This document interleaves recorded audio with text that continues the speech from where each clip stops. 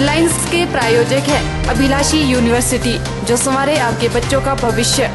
Himachal dental college and hospital Sundarnagar, first dental college in Himachal Pradesh since 1993, providing best dental education and dental treatment. और dreams group of institution, जो कर दे आपके सपनों को साकार।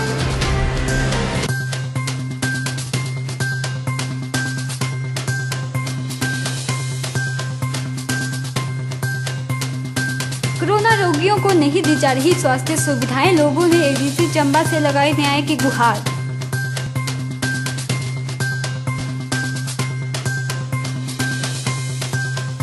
हजारों एलटी व शास्त्रीय अध्यापकों को जल्द मिलेगा टीडीटी का दर्जा, शिक्षा मंत्री के साथ हुई बैठक में शिक्षक महासंघ को दिया आश्वासन।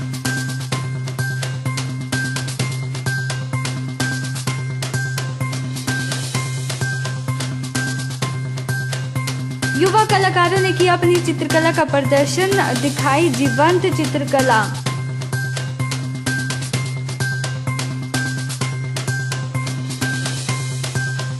और वोट बनाते हुए कोरोना संक्रमण से डरते दिखे वोटर, सोशल डिस्टेंसिंग का नहीं हो रहा पालन।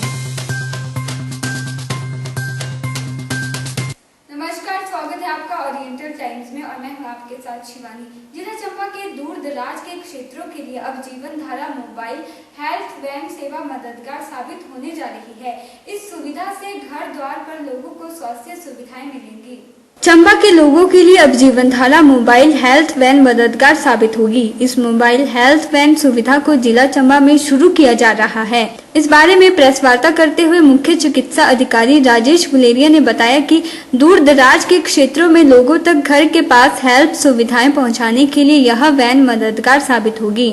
मुख्य चिकित्सा अधिकारी ने बताया कि प्रदेश सरकार द्वारा प्रदेश के 6 जिलों में इस सुविधा को शुरू किया गया है और चंबा के लिए भी एक जीवन धारा मोबाइल हेल्थ वैन भेजी गई है, जो जल्द ही सेवाएं देना शुरू कर देगी। उन्होंने बताया कि यह मोबाइल वैन निजी कंपनी द्वारा संचालित होगी, जो लोगों के चेकअप हेतु हर जिले में 15 कैंप लगाएगी। वहीं उन्होंने बताया कि इस मोबाइल वैन में चिकित्सक, फार्मासिस्ट, लैब टेक्नीशियन और हेल्थ सहित ड्राइवर मौजूद होंगे, जो लोगों तक स्वास्थ्य सुविधाओं के साथ दवाइयां भी पहुंचाएंगे। वहीं इस मोबाइल वैन में प्राथमिक टेस्ट भी किए जाएंगे। जीवन धारा के नाम से एक मोबाइल हेल्थ वेलनेस क्लिनिक्स की शुरुआत की गई है। प्रदेश के 6 जिलों में ऐसी सुविधा प्रदान करने का राष्ट्रीय स्वास्थ्य मिशन हिमाचल प्रदेश के द्वारा ये शुरुआत की गई। एक मोबाइल मेडिकल यूनिट फोर्स की ट्रैवलर व्हीकल है, जिसे फैब्रिकेट किया गया है इसके अनुसार कि जिसमें लोगों के स्वास्थ्य जांच की सुविधा का प्रावधान हो, साथ में कुछ बेसिक ब्लड टेस्ट और यूरिन टेस्ट का प्रावधान हो, साथ ही उसमें जो आईईसी से रिलेटेड है, जागरूकता के लिए जो कुछ ऑडियो वीडियो क्लिप्स जो हैं प्ले करने के लिए एलईडी स्क्रीन का प्रावधान किया गया है।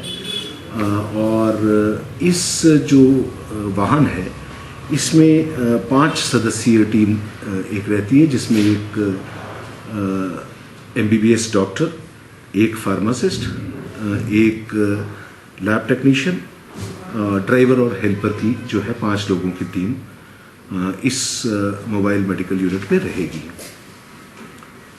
इस सुविधा को शुरू करने का जो प्राथमिक उद्देश्य है वो ये है कि जो हमारे दूर दराज के क्षेत्र हैं, जहां लोगों को स्वास्थ्य सुविधा, चिकित्सीय परीक्षण या कुछ बेसिक टेस्ट्स के लिए ज़्यादा दूर आना पड़ता था या उन्हें मुश्किल होती थी, ऐसे क्षेत्र जहां पे हमारी प्राइमरी हेल्थ सेंटर या सब सेंटर खाली पड़े हैं, या ऐसे क्षेत्र जहां पर हमें लगता है कि जो गैर संचारी रोग हैं इनकी जो प्रेवलेंस ऐसे लोगों से ग्रसित संख्या की लोग जो हैं वो ज़्यादा है, या जो हमारे designated hard to reach areas हैं, या ऐसे कोई भी क्षेत्र जहां पर लोगों को स्वास्थ्य सुविधा मिलने में मुश्किल होती है, वहां पर ये वाहन जो है महीने में कम से कम जो MOU साइन किया गया है राष्ट्रीय स्वास्थ्य मिशन के साथ, कंपनी, एक प्राइवेट कंपनी द्वारा संचालित किया जा रहा है। ओरिएंटल टाइम्स के लिए चंबा से पुनीत मल्होत्रा की रिपोर्ट। हजारों एलटी व शास्त्रीय अध्यापकों को टीडीटी का दर्जा जल्द मिलेगा, जिसको लेकर हिमाचल प्रदेश शिक्षक महासंघ की बैठक सचिवालय शिमला में शिक्षा मंत्री गोविंद सिंह ठाकुर के साथ हुई है। हिमाचल प्रदेश शिक्षक महासंघ की बैठक सचिवालय शिमला में शिक्षा मंत्री गोविंद सिंह ठाकुर के साथ हुई। यह जानकारी शिक्षक महासंघ के प्रदेश मीडिया प्रभारी दर्शन लाल द्वारा सुंदरनगर में जारी प्रेस के माध्यम से दी गई।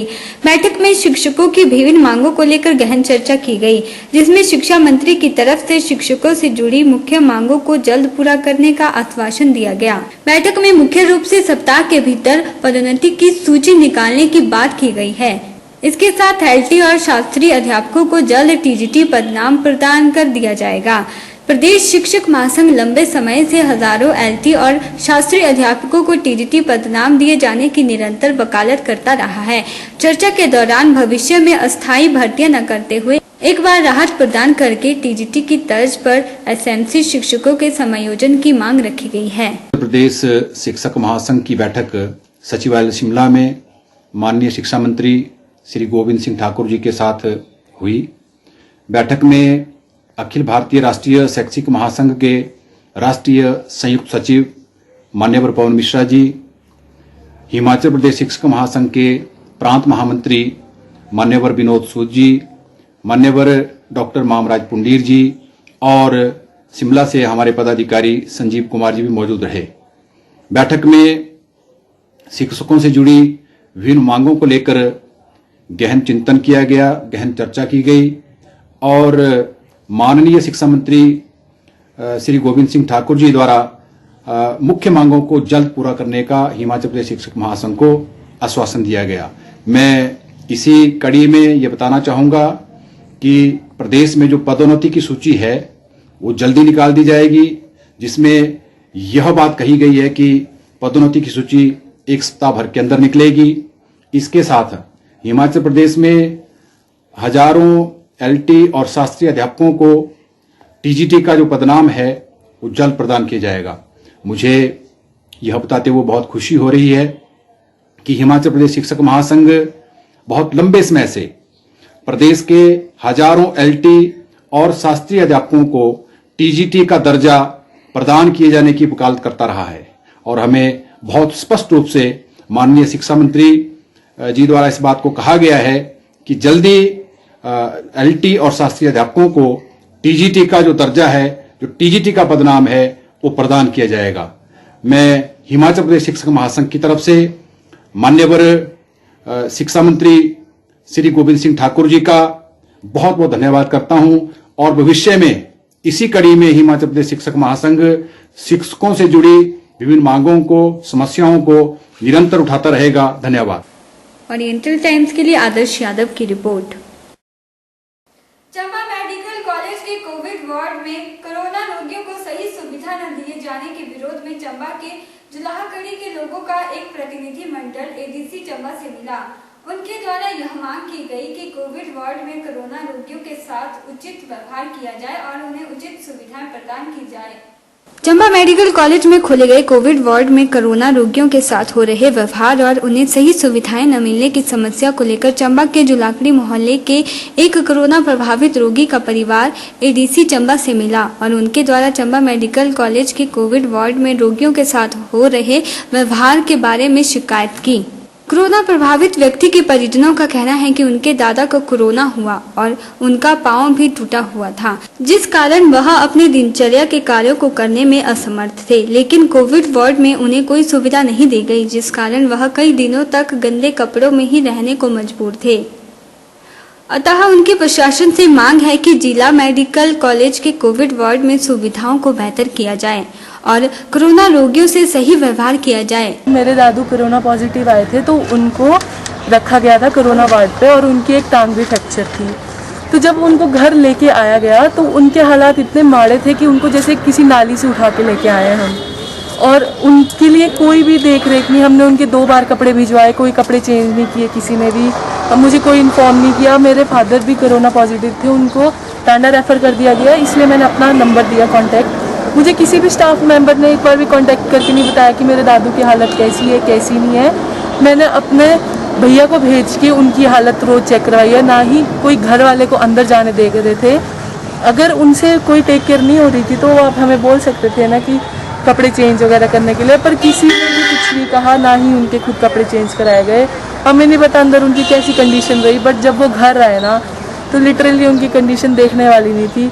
ऐसे लग रहा था कि जैसे पता नहीं क्या है, और उनके कपड़ों में सारा वेस्ट लगा हुआ था, उनका बॉडी का वेस्ट, यूरिन, जो भी होता है। बट मैं तो ये बोलती हूँ कि कोविड वार्ड में किसी को रखे ही ना, अगर किसी को ऐसी प्रॉब्लम है तो। अभी आप एडीसी मैडम से मिले थे, उन्होंने क्या बताया आपको?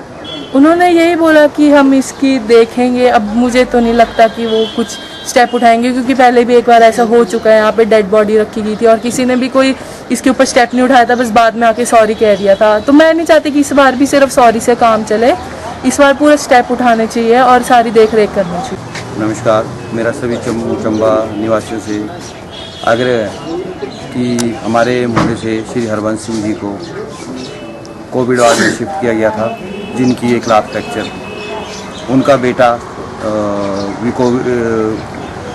पॉजिटिव था, जिस वजह से उसे टांडा रेफर किया गया था।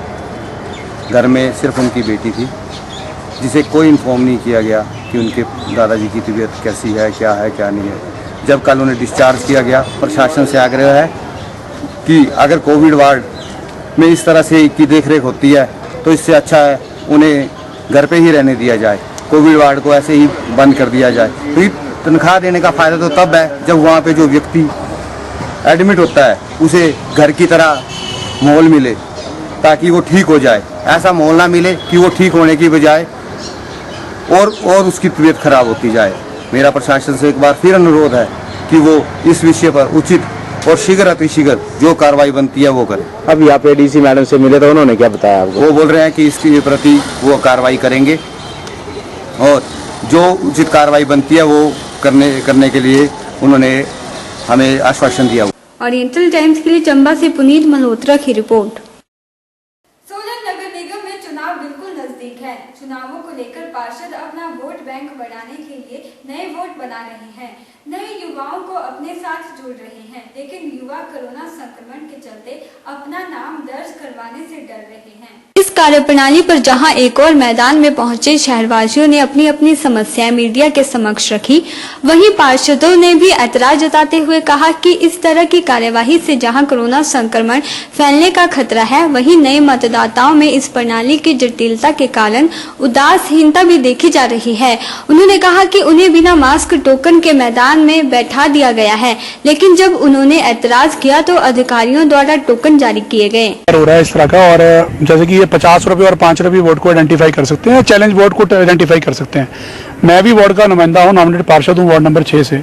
मैंने अभी कमिश्नर साहब से बात की है कि मैं कहा सर आप इनको घर जाके भी आइडेंटिफाई कर सकते थे कोविड टाइम में, तो उन्होंने कहा मेरी ड्यूटी है, मैं ड्यूटी कर रहा हूँ अपनी, जो लॉ में मैं वो कर रहा हूँ। जो लॉ मैंने देखा है तो उसके अंदर लिखा है कि 50 रुपए या कोई ऑब्जेक्शन करे तो चलो आपने चेक भी करना है। तो हमने इनको ये बोला, काउंसलर सारे खड़े हैं यहाँ पे, आप हमारे साथ कोविड का चक्कर है, कुछ लोग बीमार भी थे, एक बच्चे को टाइफाइड था, हो सकता है अभी ये थोड़ा रश कम हुआ है, लोग उठ के चले गए कि हमें पता है कि हम घरों से फोटो लेके, आधार कार्ड लेके, फॉर्म भरवा के, साइन करवा के यहाँ लेके आए।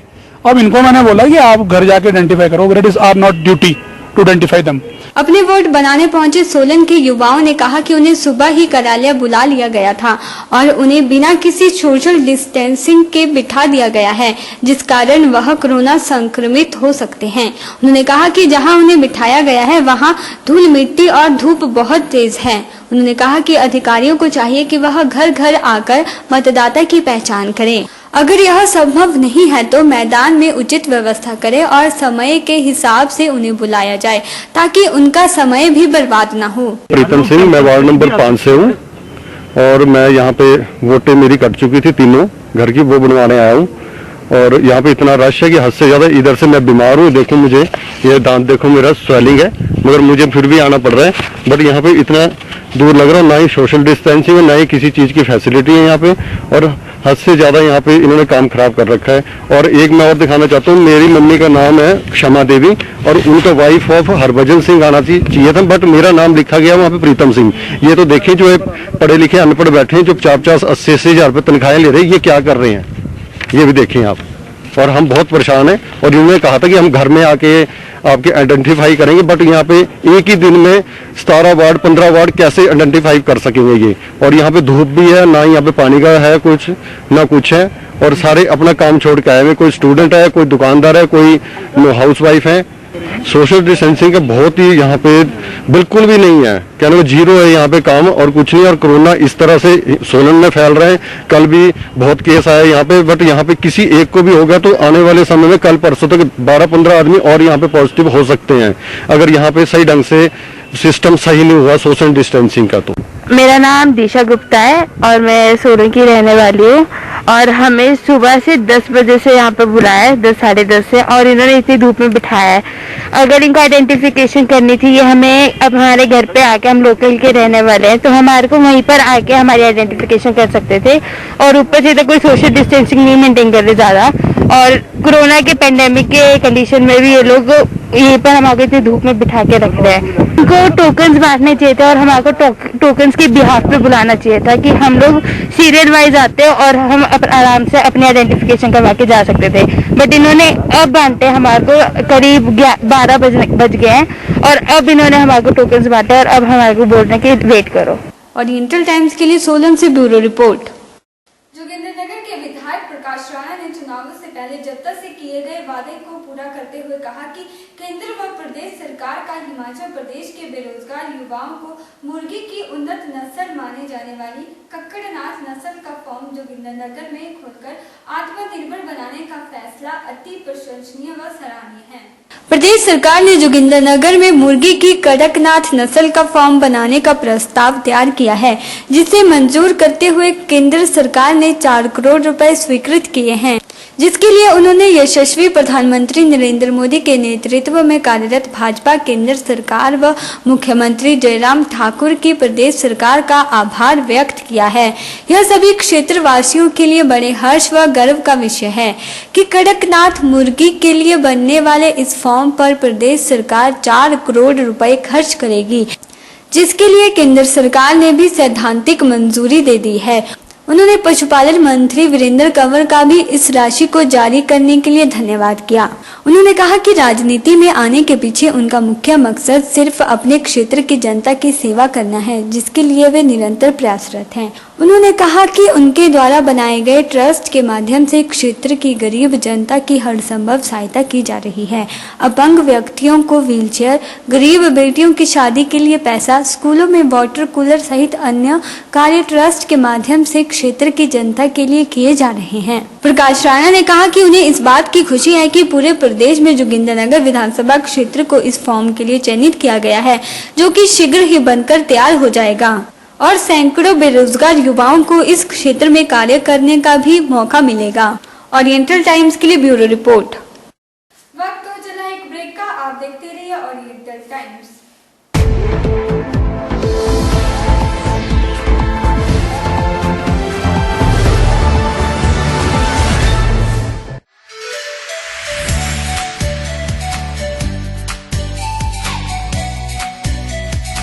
Abhilashi Group of Institution, where you can get admission in 2020 and 21 for BTech in Civil, Mechanical, Electrical and Computer Science Engineering, Diploma in Civil, Mechanical and Electrical Engineering, B Pharmacy, B.Ed, D.Led, MSc, Physics, Chemistry, Botany, A&M, GNM, BSc Nursing and Post-Basic BSc Nursing courses. For detailed inquiry, please contact Abhilashi Group of Institutions near Shop, Tehsil Badh District Mandi, Himachal Pradesh.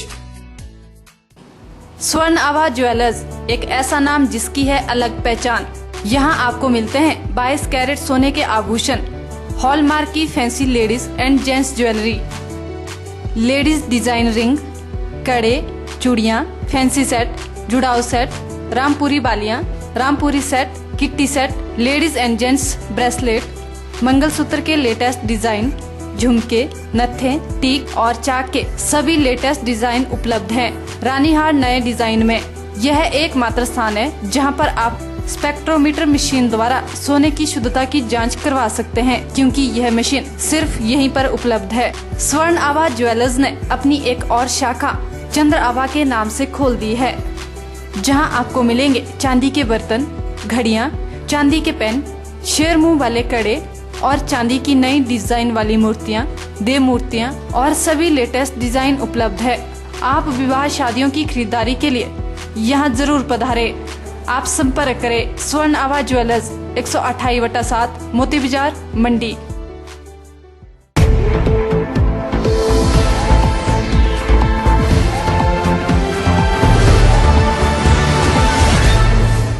वैश्विक महामारी corona से निपटने के लिए केंद्र व प्रदेश सरकार ने भरसक प्रयास किया है। इसके बावजूद आए दिन कांग्रेस व अन्य विपक्षी दलों की ओर से सरकार के हर निर्णय की निंदा करना अनुचित है। यह शब्द प्रदेश भाजपा मीडिया सह प्रभारी नरेंद्र अत्री ने पत्रकार वार्ता करते हुए कहे। प्रदेश सरकार की ओर से विधानसभा सत्र को स्थगित करने के निर्णय को उचित ठहराते हुए नरेंद्र अत्री ने कहा कि होना तो यह चाहिए था कि कांग्रेस को विपक्षी दल कोरोना से निपटने में प्रदेश सरकार के साथ सहयोग करते और सकारात्मक राजनीति कर जिम्मेदार विपक्ष की भूमिका निभाते, लेकिन ऐसा नहीं हुआ। अत्री ने कहा कि देश के प्रधानमंत्री नरेंद्र मोदी के नेतृत्व में बनी नीतियों से सबसे अधिक लाभ उस वर्ग को हुआ है जिसका देश की आजादी के बाद अधिकतर समय सत्ता में रहने वाली कांग्रेस ने ज्यादा अनदेखी की है। इतना कहना है कि आए दिन जो कांग्रेस वो विपक्षी दल सरकार के हर निर्णय पर उंगली उठा रहे हैं, प्रश्न खड़ा कर रहे हैं, वो निंदाजनक है। वैश्विक महामारी कोरोना के दौरान श्रीमान नरेंद्र मोदी जी, हमारे देश के सम्मानीय प्रधानमंत्री जी की अगुवाई में देश व प्रदेश की सरकारें पूरा प्रयास कर रही हैं कि कैसे इस महामारी से निपटा जाए। और यदि हम पूरे विश्व स्तर पर देखेंगे तो हम पाएंगे कि भारत की सरकार, हमारे प्रदेशों की सरकारों ने अन्य देशों की तुलना में श्रेष्ठतम प्रयास भी किया है और कम से कम नुकसान हो ऐसा सुनिश्चित करने का प्रयास भी किया है। परंतु कांग्रेस और उसके सहयोगी दल जो विपक्षी दल हैं, वो आए दिन मात्र अपनी राजनीतिक उपस्थिति दर्ज करने के लिए प्रदेश सरकार और केंद्र सरकार की नीतियों की निंदा कर इस माहौल में गैर जिम्मेदाराना जो रवैया है उसका प्रमाण दे रहे हैं, जो कि निंदनीय है। ओरिएंटल टाइम्स के लिए हमीरपुर से जसवीर की रिपोर्ट। प्रदेश में सर्दियां शुरू हो चुकी हैं और हमीरपुर शहर के लोगों को आग सेकने और दूसरे कामों में इस्तेमाल होने वाली बालन की लकड़ी की सुविधा नहीं मिल रही है, जिससे लोगों ने वन विभाग से मांग करते हुए कहा कि बालन की लकड़ी का डिपो खोला जाए। जिला हमीरपुर के डीएफओ दफ्तर के बगल में फॉरेस्ट कॉरपोरेशन द्वारा बालन बेचने के लिए सेल डिपो खोला गया था, लेकिन वन विभाग के द्वारा साल 2015 से 16 में सालाना 3 लाख से कम आय वाले डिपो को बंद करने के निर्णय के चलते करीब 3 साल पहले इस डिपो को बंद कर दिया गया। हमीरपुर शहर और आसपास के इलाकों के लोग इस डिपो से बालन खरीद की सुविधा का फायदा लेते थे, लेकिन अब इसके बंद हो जाने से आम जनता बालन खरीदने से परेशान हो रही है। शहर वासियों राजीव व सुरेंद्र ने कहा कि पहले सर्दियों के मौसम में ठंड से बचने के लिए उपलब्ध होने वाली बालन की लकड़ी सरकार द्वारा निर्धारित रेट पर उपलब्ध होती थी, मगर कुछ सालों से सरकार ने डिपो बंद कर दिया है, जिस कारण परेशानी हो रही है। उन्होंने वन निगम व प्रदेश सरकार से मांग की है कि बंद डिपो को दोबारा शहर में खोला जाए। और जैसे ठंड का मौसम शुरू हुआ है तो हमारे पास घर में लकड़ियाँ है नहीं, पहले माड़ी मोटी लकड़ियाँ होती थी, तब जैसे ही पहले डिपो में जाते थे तो डिपो खुला तो डिपो से लकड़ी मिल जाती थी। अब सरकार ने डिपो बंद कर दिए हैं, तो हम चाहते हैं जो डिपो बंद किया को दोबारा खोला जाए और हमारे लकड़ियों का समाधान किया जाए। हम गांव से आते हैं और आजकल सर्दी का मौसम शुरू हो गया है, लकड़ी जलाने को नहीं मिल रही है। पहले लकड़ी के डिपो खुले थे तो लकड़ी मिल जाती थी, अब सरकार ने लकड़ी के डिपो बंद कर दिए हैं तो थोड़ा मुश्किल हो रहा है और लकड़ी भी नहीं मिल पा रही है, परेशानी लोगों को परेशानी उठाना पड़ रही है। हम सरकार से मांग करते हैं कि लकड़ी के डिपो पुनः खोले जाएं ताकि लोगों को लकड़ी की दिक्कत ना हो। मंडल प्रबंधक अमित शर्मा ने कहा कि अगर जिला प्रशासन और आम जनता की डिमांड बालन के लिए आती है तो इस मुद्दे को बीओडी में उठाकर हमीरपुर में बालन का डिपो खोला जा सकता है, ताकि लोगों को बालन की सुविधा घर द्वार पर सरकार द्वारा निर्धारित रेटों पर उपलब्ध हो सके।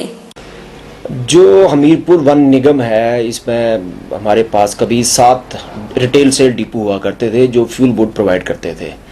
चूंकि वन निगम एक प्रॉफिट मेकिंग ऑर्गेनाइजेशन है तो निर्णय लिया गया था कि 2014-15 में एक निर्णय लिया गया कि जो घाटे के डिपो हैं जिनमें लकड़ी 500 क्विंटल के करीब नहीं बिकती है मंथली या एनुअली नहीं बिकती है, यानी कि एनुअल सेल लगभग 3 लाख की सेल होगी तभी वो डिपो सस्टेन करते हैं, जिसमें से कर्मचारियों की सैलरी निकालनी होती है, वहाँ का रख रखाव है। तो यदि वो लगभग 3 से 4 लाख के बीच सेल नहीं करते हैं तो वो सारे डिपो बंद करने का निर्णय लिया गया। तो इस चरण में हमारे हमीरपुर वन निगम में लगभग 6 डिपो बंद किए गए और एक ही डिपो रखा गया। हमारे पास बिलासपुर जिला भी है, तो बिलासपुर में ही एक रिटेल का डिपो है। तो एज सच हमीरपुर जो क्षेत्र है यहाँ से ज़्यादा डिमांड फ्यूल वुड की नहीं है। 2011-12 में यहाँ कुल 340 क्विंटल लकड़ी बिकी थी और लगभग 1 लाख की लकड़ी बिकी थी। 2012 में ये और कम होगी और 68,000 की लकड़ी बिकी और 13-14 में ये 49-50 हज़ार के करीब एक साल में ये लकड़ी बिकती रही।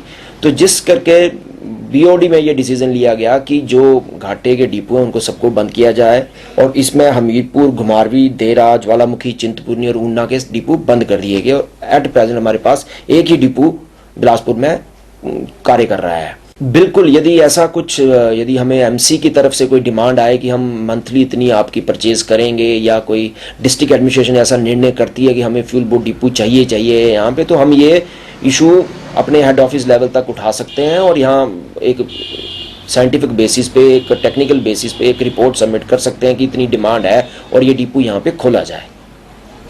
ओरिएंटल टाइम्स के लिए हमीरपुर से जसवीर की रिपोर्ट। वक्त हो चला एक और ब्रेक का, आप देखते रहिए ओरिएंटल टाइम्स।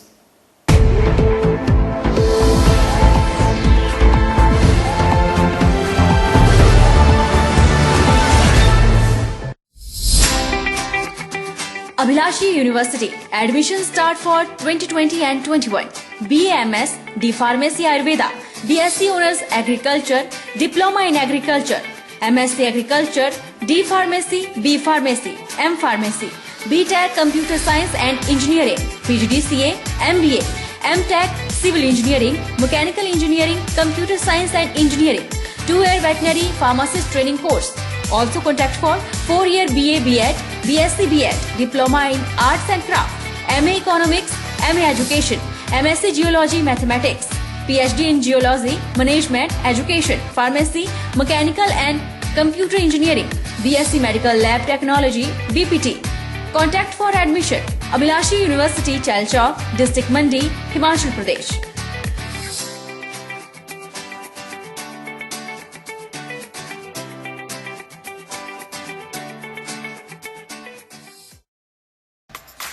काका फर्नीचर, जो कि पिछले 28 वर्षों से आपका घर सजाने में आपका साथी रहा है, अब आपके लिए लेकर आए हैं एक नया शोरूम काका furniture, a complete furnishing showroom.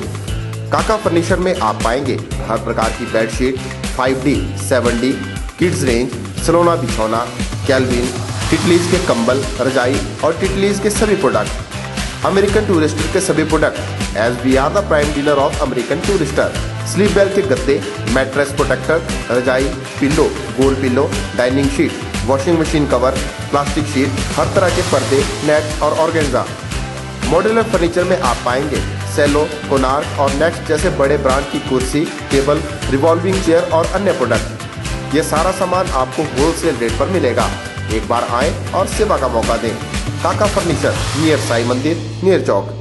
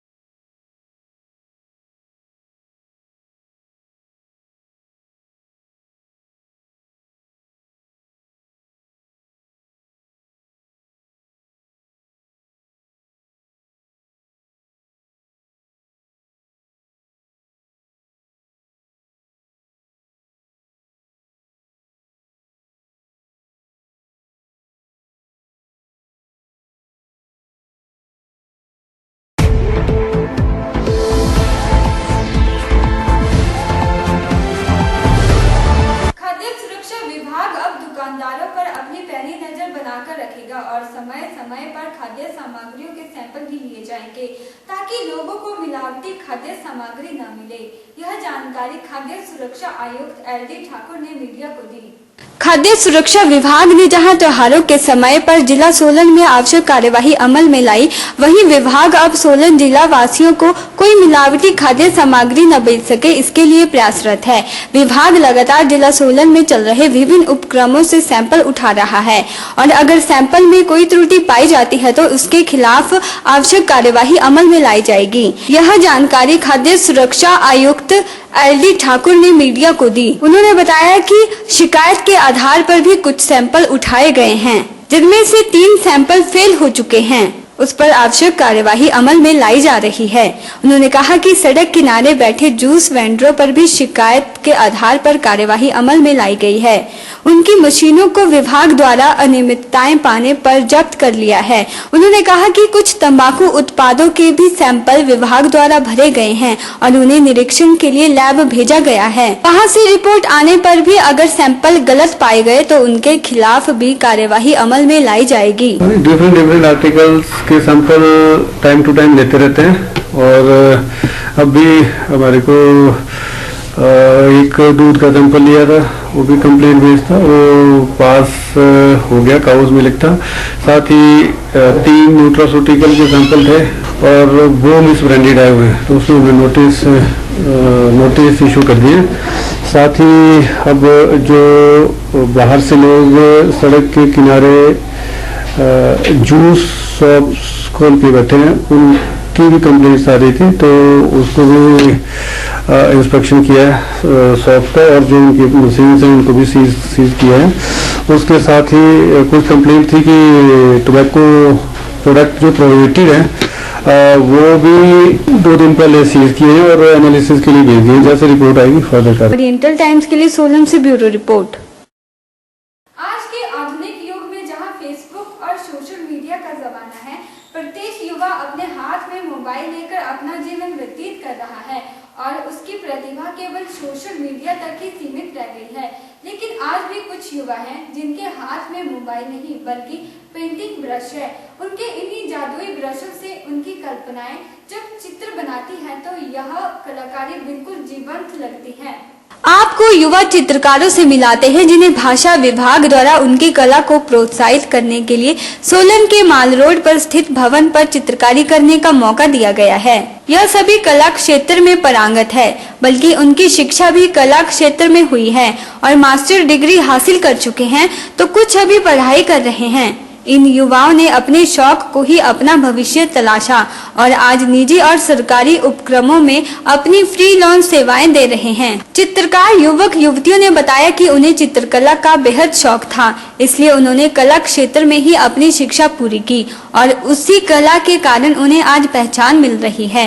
उन्होंने कहा कि वह इससे पहले भी निजी और सरकारी उपक्रमों में अपनी सेवाएं दे चुके हैं, लेकिन इस बार भाषा एवं संस्कृति विभाग द्वारा बहुत बड़ा प्रोजेक्ट उन्हें दिया गया है, जिसमें वह सोलन के माल रोड पर सोलन के विभिन्न रमणीक और ऐतिहासिक स्थलों की पेंटिंग भवन की दीवारों पर उकेर रहे हैं।